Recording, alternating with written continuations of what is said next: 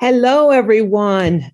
Hi, my name is Gloria Green, and thanks for hanging around this afternoon as we continue on day 2 of the MEIEA Summit. I hope everyone is enjoying all of the many diverse sessions that we've had both yesterday and today.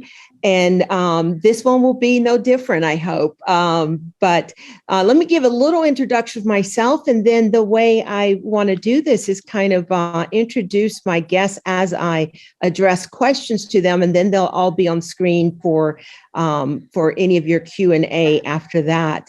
But for those of you who don't know me, I am on the MEIEA board, and I strongly encourage all of you MEIEA members out there to consider running for the board. It does give you the opportunity to do things such as planning a summit like this, and can't wait for us to be back in person in Vegas next year.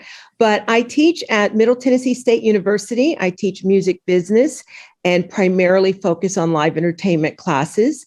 And it was probably exactly 3 years ago, and I say that because I remember when I reached out to our first guest, that I started becoming really interested in the students that were in our music business program, and just what seemed to me to be a high level of some mental illness and mental health challenges and anxiety, depression, other things like that. And so I reached out here on campus to Lisa Schrader.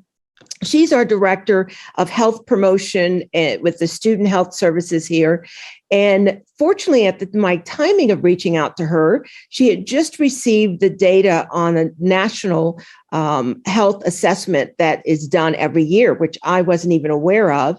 And with that, it didn't just focus on students' mental health, it focused on a number of things with students' health in general. But I was really surprised and kind of disappointed when she broke out some of the stats that pertain to our College of Media and Entertainment. Now, I know all of our schools and universities are set up a little differently, but here, our College of Media and Entertainment includes our recording industry department, which includes music business, audio production, and commercial songwriting. And a couple of the stats, and this is from 2019, and she's going to talk about some more recent things, but a couple of the stats that stuck out at me was 72% of our students were reporting feeling hopeless at some point in the previous 12 months. Now, this was in 2019 that I spoke with her. So, of course, that was 2018. We're talking 2 years before COVID. 80% of our students felt very lonely at some point, and that was compared to 65% in the total population. Over 80% also reported feeling very sad, and over 85% reported feeling overwhelming anxiety compared to 72% of the general student population. So, of course, not only did I get that information, but my dean and department chair, and we'll talk more about what we did with what we received. But I want to bring Lisa into this conversation to kind of share with everyone some of the data that she's received on the national level with students in general. And then she can speak to how she culled it out by college area. And yes, that part pertains to MTSU, but we've been talking a lot, we being many of my colleagues that are on this call, and a lot of us are reporting a lot of the same things. So Lisa, if I could bring you in to talk a little bit about what is the National Assessment, Health Assessment, why do you do it, and what kind of information has been revealed from it? Yes, thank you, Dr. Green. I am so pleased that you invited me to join this panel. This organization is a new audience for me, but I certainly hope that I can provide some information that's helpful to the group, and we'll be happy to answer any questions that the group may have. Here at MTSU, the National College Health Assessment and a second study called the Healthy Mind Study are the tools that we have used since I have worked here, so going back now about 14 years, to monitor changes in our students' health indicators. We have found those to be very valuable tools because they're run by third-party groups, validated, found to be reliable. I don't have to deal with designing instruments and testing those to make sure that they're measuring what we need them to measure. I can pay these other groups to give me the tool and to do my data analysis, at least at a surface level for me, and then provide that information to our campus partners. So if this is a good time, I thought I could share some of that national data. I'm going to try to share my screen here. And as Dr. Green mentioned, she and I began our discussions initially looking at 2019 surveys, but now I've got some information from 2020 and 2021 to share. So looking nationally first, I'm pulling from the Healthy Mind Study, which specifically looks at the mental health of college students and is probably the largest survey tool focused on this topic among college populations. And so to share, starting with what we have seen over time with this particular tool, I want to look at anxiety and depression first, because those tend to be the big two mental illnesses that we hear about with college populations. And you can see going back to 2013 here on the right, about 17% of students who took that survey that year met the threshold for what's considered a positive screen on a tool called the Generalized Anxiety Disorder 7. Don't worry about the specifics of that. It's not the same as a diagnosis of anxiety, but if you meet a minimum threshold, then it would be recommended that that student follow up with a mental health care provider. So 17% back in 2013 on up and an upward overall trend to about 31% in 2020, which is the last data set kind of publicly available at this point. However, I do know, because we participated in this survey more recently, that the 2021 data set had a 34% positive screen. So even before COVID, as Dr. Green was saying, we've been on this upward march in terms of the percentage of students screening positive for anxiety issues.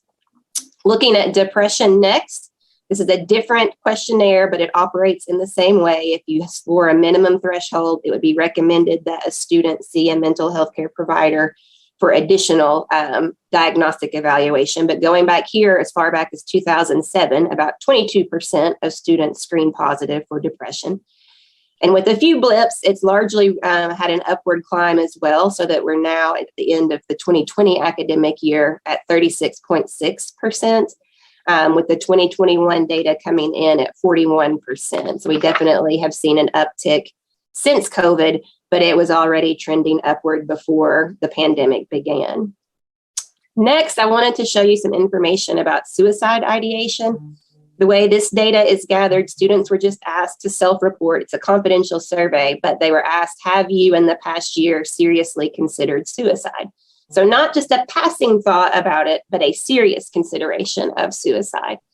Back when I started doing this work, these were single digit percentages. So 6% back in 2007, up to 14% in 2020. That has held fairly flat through 2021. So perhaps the good news is that suicide ideation has not gotten worse in spite of the pandemic up through 2021. But it is incredibly troubling to me to think that almost 15% of our students are struggling so much that suicide is becoming a legitimate option in their minds for escaping the problems they're experiencing.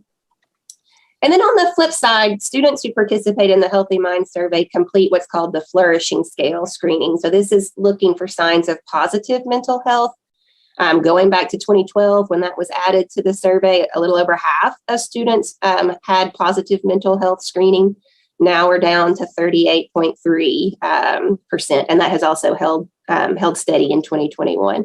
So we're basically trending the opposite way in every indicator that we're tracking in terms of student mental health, which is unfortunate. That was true before COVID. That has continued through the pandemic. And then quickly, as Dr. Green mentioned, I also wanted to share how this is broken out at MTSU specifically by college. Healthy Minds does ask students where their major, like in general, what field they're majoring in. But entertainment industry is not one of their categories.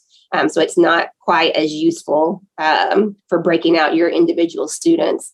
So I have been adding questions on our surveys to find out what college our students are majoring in so that I can look at this a little bit more specifically.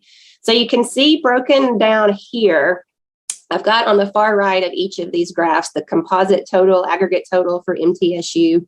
So in 2021, on the Healthy Mind Study, 41% of our students overall screened positive on the anxiety screen. But the two colleges primarily leading that or creating that average were media and entertainment, where Dr. Green works, and then also liberal arts. So depending on where your program is housed in your institution, these might be two primary colleges that you find yourself working in, both of which students seem to have more troubles with anxiety than students in other basic and applied sciences colleges, for example, or business, for example.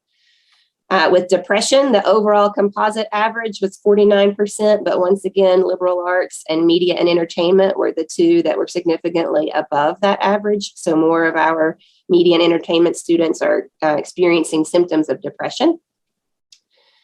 For suicide ideation, 16% of our total student body reported considering suicide, seriously considering suicide, but over 1 out of 4 of our media and entertainment students reported that. That's incredibly concerning, and I definitely want Dr. Green to share the things that their college has been working to address that, but incredibly, incredibly concerning. Positive mental health, 34% being the average for our school. Media and entertainment and liberal arts here we see below the average here. So once again, not only are all of our trends over time going in the wrong direction, but our trends within this specific kind of field of students is going in the wrong direction. And then one final piece of information that I'll share, that because we're all educators working on college campuses, is I think it's noteworthy. I mean, we care about the whole student for sure, but just looking specifically at academic success, since all of our students presumably are trying to move on towards some next goal, whether that is a career endeavor or graduate study or whatever. But we have seen that there's a correlation between positive mental health and GPA. So students who make A's here on the left are more likely to also report positive mental health on a screening compared to students who make B's, C's, D's, or F's. So as the GPA goes up, we are also seeing more flourishing, but still it's not the majority of students. So the last thing I'll say, I forgot I had this slide in here. For any of you as researchers who may be interested in looking at some of the Healthy Minds data on your own, it comes from Healthy Minds Network. That's the umbrella organization that administers this survey. But you can go on their website and actually use an interactive data interface to break down by year or by specific kind of variable within the study and see how these issues have trended over time. You can play with it. You can request the data set yourself, but it's been a really great tool for our university. And if you're not sure if your university currently uses it, then it's probably worth a conversation either with your student health service or with institutional effectiveness to see if this is anything that's already being tracked at your school. So I'll briefly give you my contact information if you want to communicate offline, but I'll turn it back over to Dr. Green so that she can introduce the next panelist. Thank you, Lisa, for that. Before I introduce the next one, I just want to throw something else out at you in terms of the data. Since we are have been seeing it trending upward before COVID, because we hear a lot about the post-COVID time. Is there anything that has an indicator as to why, in general, the student population is trending outward, but more specifically, the creative areas, liberal arts and media and entertainment? Has there been any thought or studies as to what's been going on in the past 10 years that we think may be impacting it? Yeah, great question. And I personally think that Jean Twenge is a great researcher in terms of looking at what factors may be leading to this increase in mental health overall. And a couple of contentions that she makes in her research, she's out of San Diego State, are that one, our current college students, and this has been true for a few years now, they have all been raised post 9/11. They were born 2001 or later. And so they're, at least for traditionally aged students, so their entire life has been lived in a framework where we're kind of on high alert all the time. And that begins to wear down things like resilience, optimism, all of the factors that we know are indicative, or at least one element of positive mental health. And so as we now in this ongoing experiment throw a pandemic into that mix, it further challenges our optimism and our feeling of being safe And so our students have just never lived in a time period where those things were not key talking points all the time on any news outlet. And the other contention that she makes is that there are correlations with screen time and mental health. So there's some really interesting research around the amount of hours that people spend doing things on a screen or not involving a screen and what their mental health looks like. Even students who report doing hours more homework, which doesn't necessarily have to be on a screen, tend to report higher levels of happiness than students who are watching TV or engaged in video chatting and things that have that screen in front of them. Now, once again, you throw in a global pandemic where everything shifted into online environments and there was no way to have social interactions or experiences in person. Everything was happening over a screen, and that's compounded that issue as well.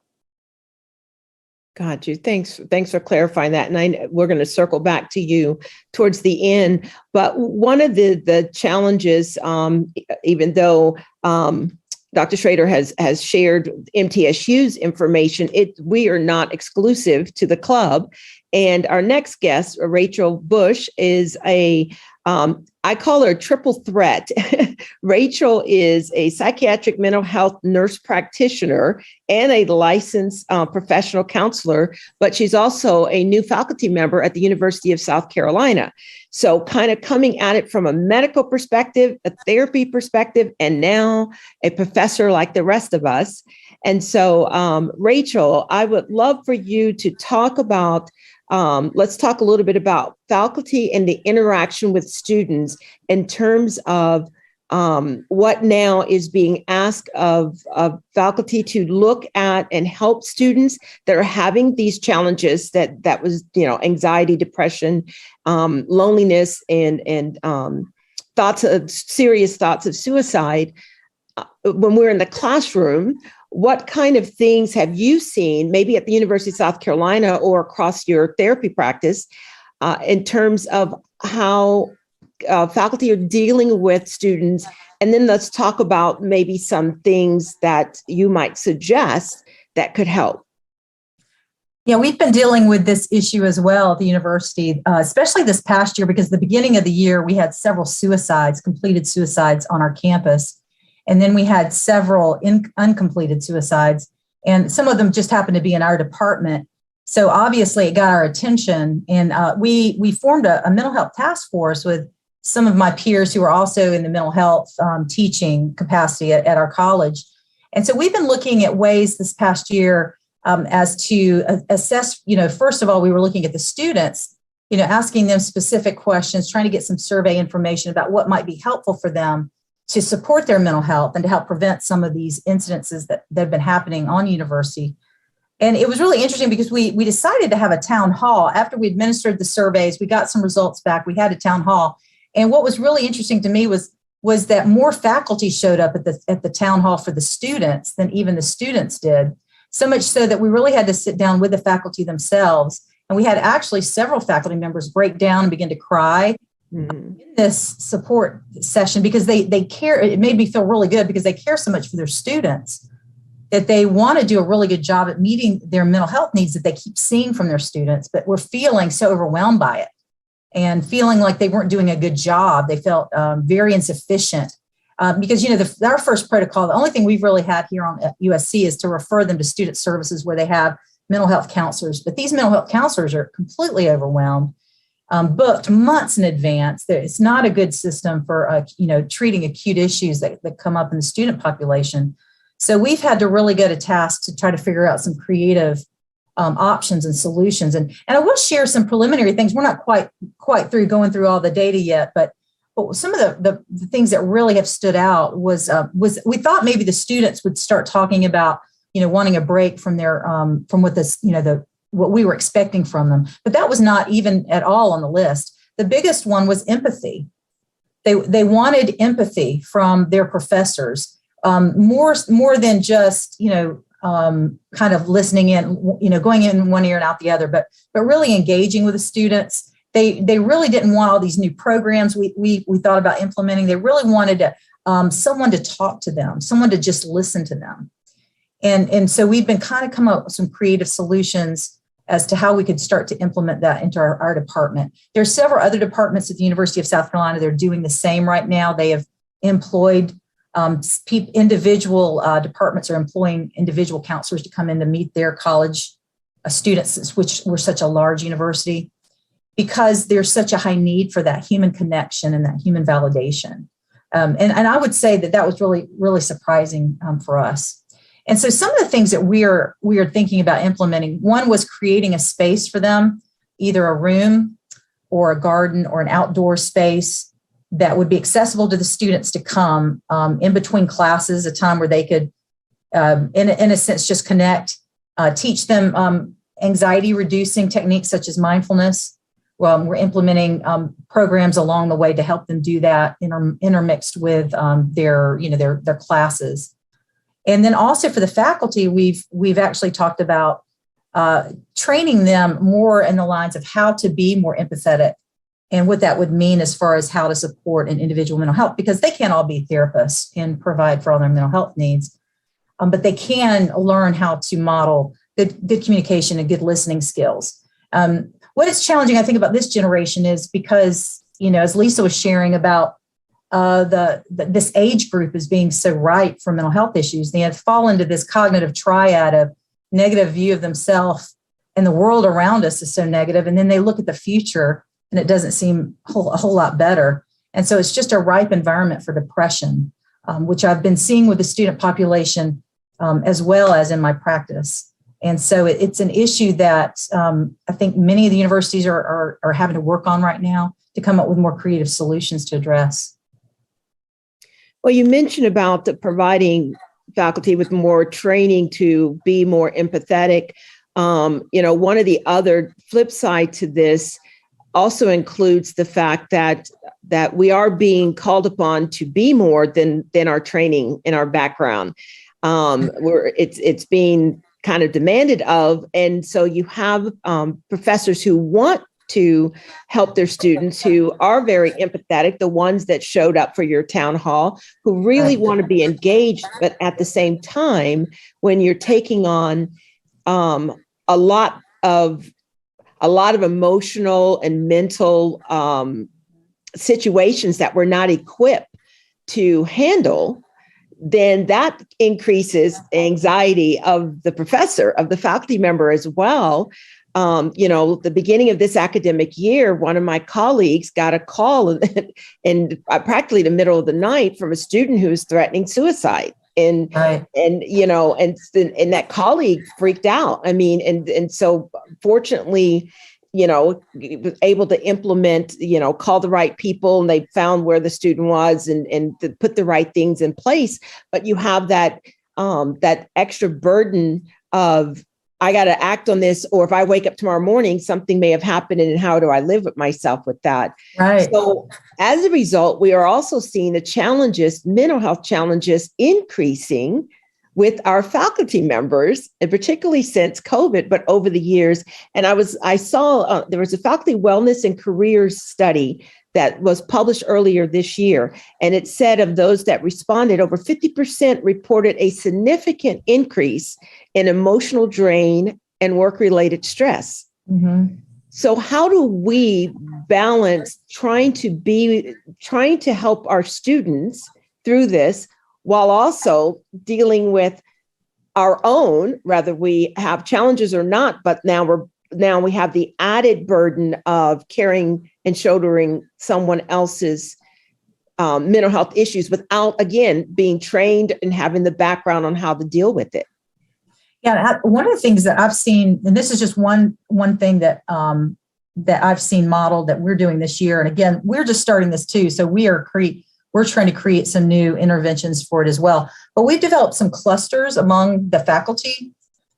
We call them it's almost like faculty support clusters, where you've got 3 or 4 faculty that are kind of put together to help work on some of these initiatives that are coming up. And what they've really we started it more from kind of an academic perspective, but it's actually ended up flourishing in a more of an emotional support, where faculty have a small cluster of peers that they can actually share some of the burden with. And it's actually really worked out well to share some of the concerns of the students when they come up. And then another thing that we've implemented to help the professors feel like they don't have to figure all this out on their own is we begin to put, we've come up with a streamlined system of where to refer students to when they have an emergency. And we've put that pretty much all over our department, our college, including right when they walk in the entry, they're in the bathrooms, they're implemented through all the syllabus and the courses, and then they're presented at the beginning of the semester with each professor, where we're beginning to educate the students about what to do and kind of, in a way, normalize a mental health issue. Hey, look, we know you guys are stressed. We know some of you are dealing with anxiety. I mean, half of my students are already on medication for depression or anxiety. So, we go into that kind of with normalizing a little bit more so that students feel able to talk about it more fully. And these are just some of the few things that we're starting to implement for faculty and for the students. That's good to hear. Well, ultimately, what we're here to do as educators is help our students through the process of learning how to work in the music industry and graduating them out to get jobs in the music industry. And so as they roll out into working in the music industry, we have found that, to a surprise, not that it doesn't go away. The anxiety, the depression, and the other challenges are there. And so our next guest is Elizabeth Porter, who is a licensed mental health therapist, but she started a company several years ago here in Nashville called Entertainment Health Services. It's a counseling service that specializes in working with people, not just artists, but anyone that works in the music industry. And the last I talked to her, which was about the same time period as my conversation with Lisa, she said anxiety is by far the most prevalent diagnosis, followed by depression, substance abuse, mood disorders, and trauma. I asked her, is that still the same today? And she, and in that order. And she said, yes, but added the elements of uncertainty and stress that was related to the pandemic. So Elizabeth, if you could come on screen, I would love to hear you talk about what you deal with as the students graduate out and get these jobs at record labels, management company, become artists, become agents, and all of that. And what you're seeing in your practice and in the industry as a whole. Are you still there? Yes. Can you see There me? you are. Yes. There we go.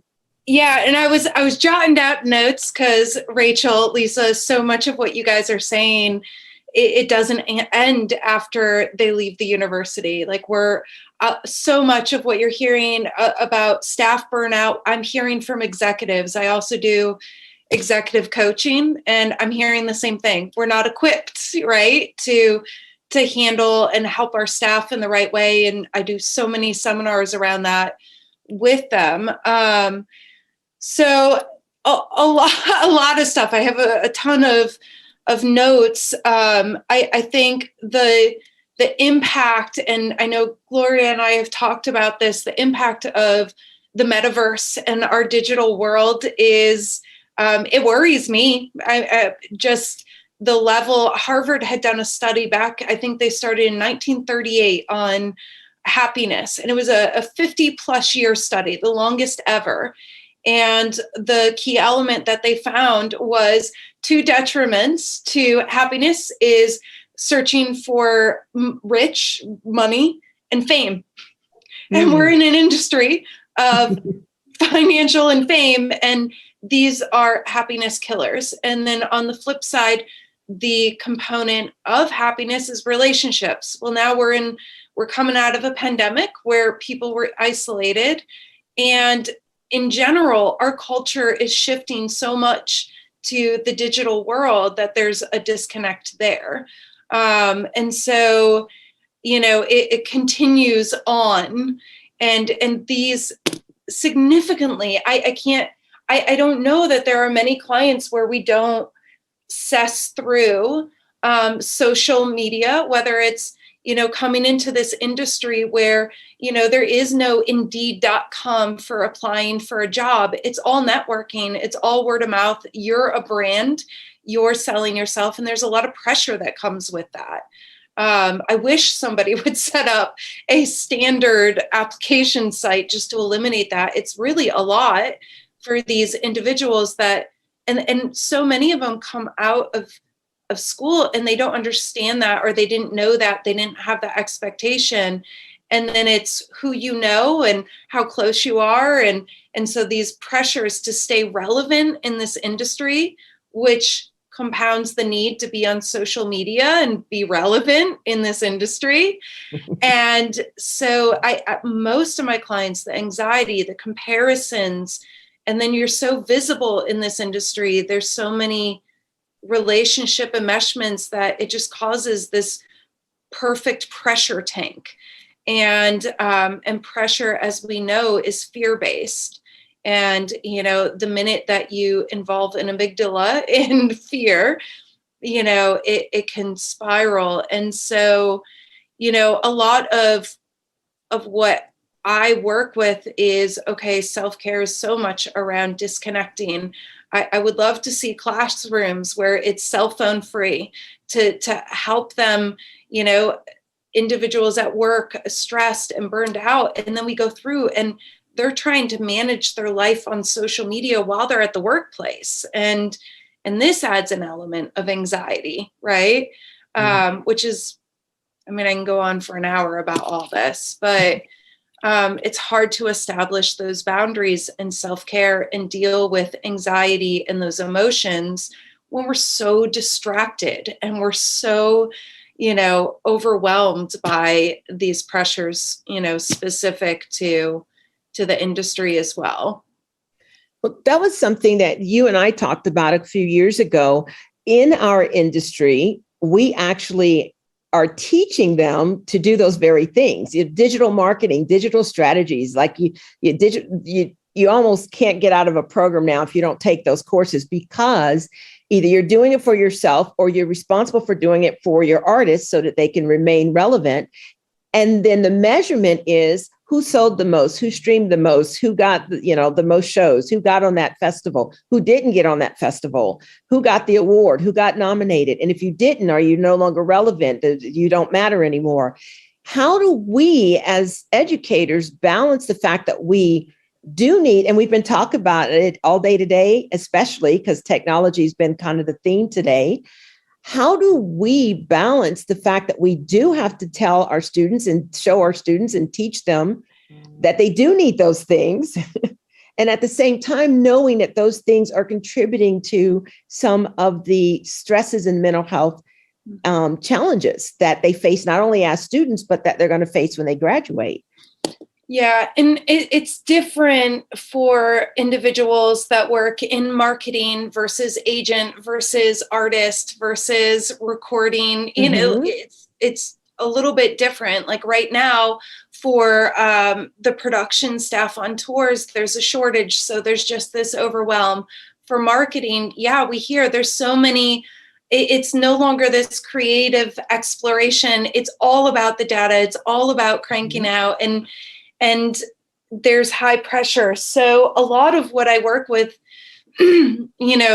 individuals on is there's an element that we do have control over, which is considered our internal strategy, right? So we set up a strategy, and then there's outcomes. And when we start measuring our success by outcomes, that's when we can get in a real danger zone. Because in this industry, it's ever changing. Those outcomes are changing. And so honestly, there's almost this level of, set your strategy, right? Set your career goal, whether it's, okay, I'm going to learn about A, B, and C to move and again, I'm trying to speak across so many different career fields, but what I'm going to do for that internal base effort measurements to move my career, and then separating from the outcome base, which is, the easiest way is we look at diet, right? An internal based goal would be, I'm going to work on eating and exercising this much each day. That's something that we can measure. That's something that you can set your mind to. An outcome based goal would be, I want to lose 30 pounds in a month. right? It's based on an outcome that we don't really have control over.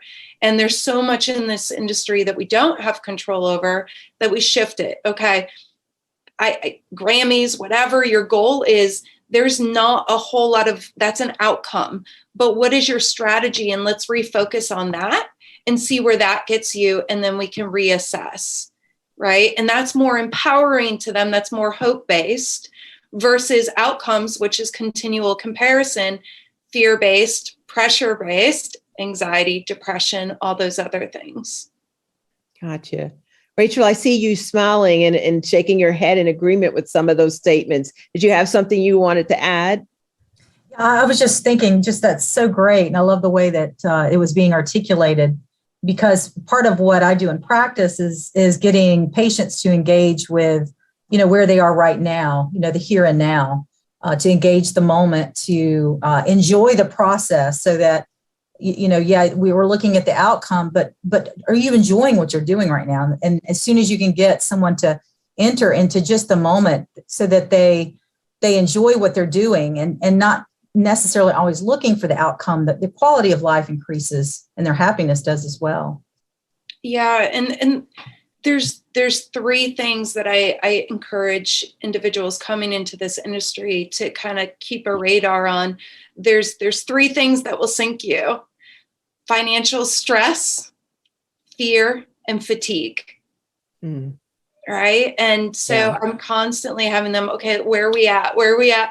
Financial concerns, fear, and fatigue. Those are just the killers that will start sinking, and we get jadedness or burnout or mental health, goes through. So, I mean, there's tons of stuff I could talk on this topic forever.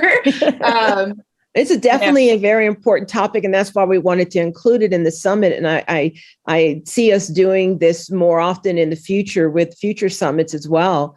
There are some other things, Lisa, that you were talking about, the role of certain elements of positive psychology and how that could help play a role in promoting positive health and things that we as educators could use. So can you talk a little bit briefly about what do you mean by positive psychology, and how does that help us help them? Yes, absolutely. And this is where I get really excited, because a lot of what I've shared is kind of doom and gloom stuff. So the idea that there are action steps we can take to make things better makes me, really happy. And, I recognize I'm on this panel with a couple of psychologists, so they can probably explain it better than I can. But in general, positive psychology, it runs alongside, but it does not replace traditional psychology. So when you think about clinical psychology and pharmaceutical meds for psychology, that traditional approach is to try to minimize the negative, to get rid of the bad, or to manage the bad. So positive psychology is the approach where you are trying to enhance the conditions that bring about flourishing and well-being.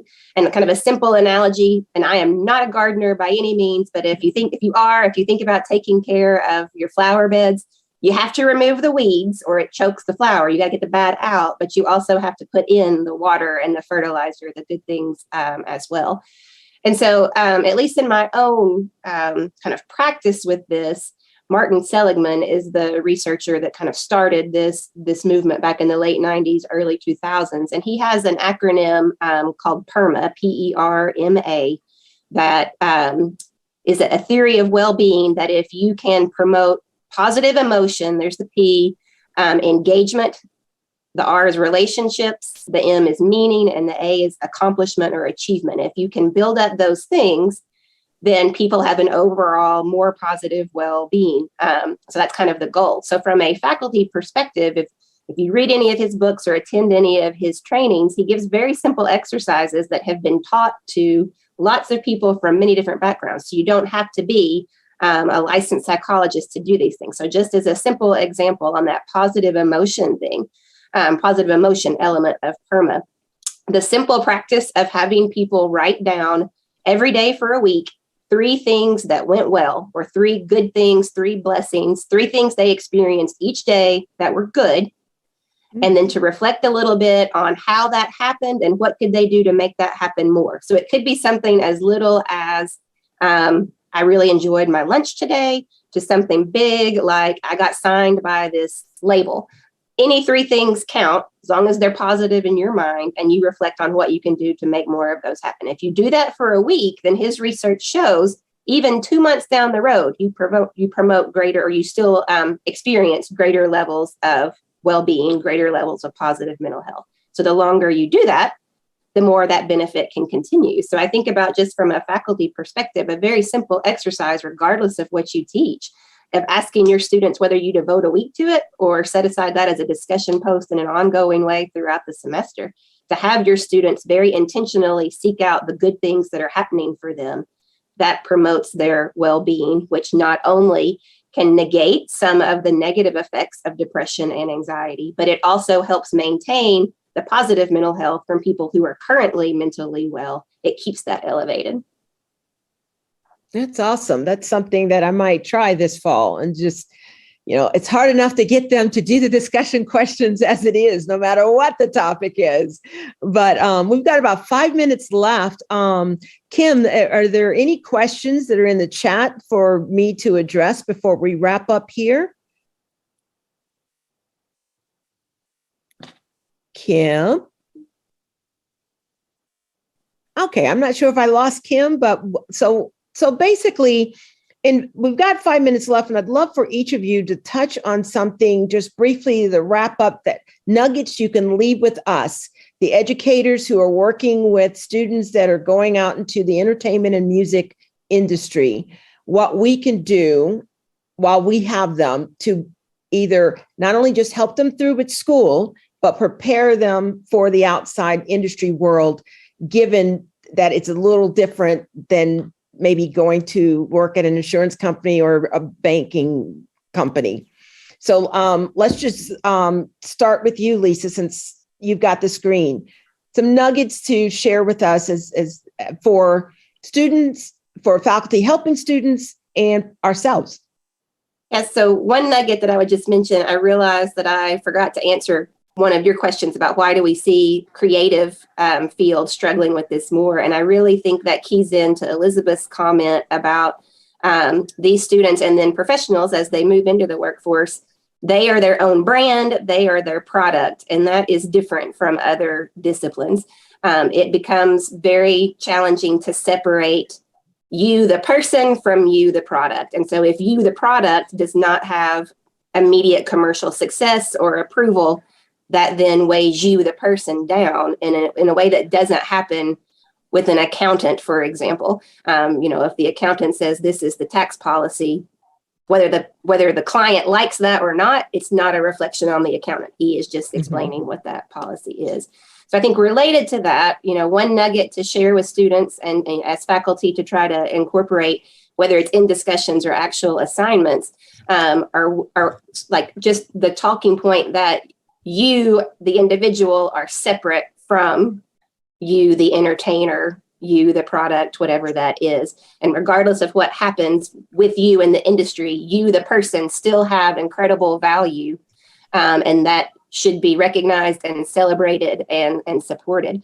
So that's certainly something that I think should be conveyed from a variety of different levels. And then the other kind of nugget I would think is just encouraging students to recognize they're not alone in this if they are experiencing some of these suicidal thoughts or depressive feelings, anxious feelings. Unfortunately, that seems to be a fairly common experience with our students. So there's no shame in experiencing that. There's no, there should not be a stigma in terms of seeking help.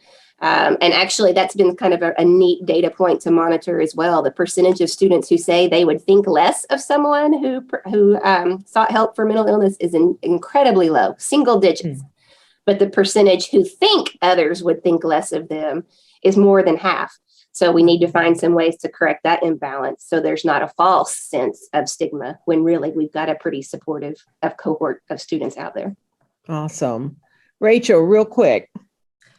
For educators, model resilience for your students. And what I mean is share what you do to cope with that phenomenon of not being able to separate your worth from your performance.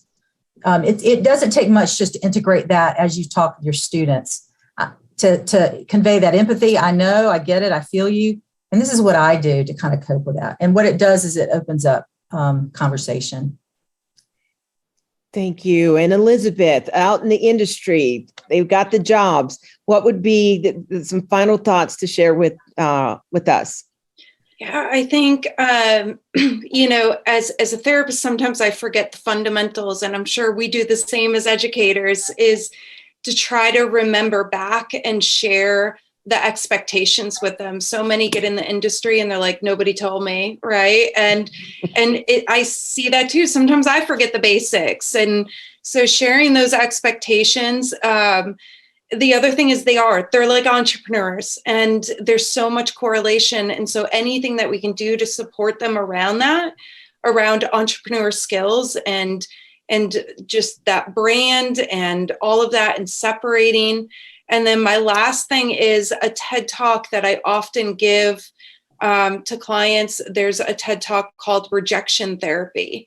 And I love it, and they love it. And the idea is to embrace rejection. It talks about not personalizing it.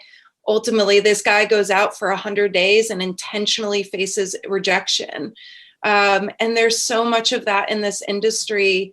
And even just having a resource like that they can see and kind of shift a perspective about rejection.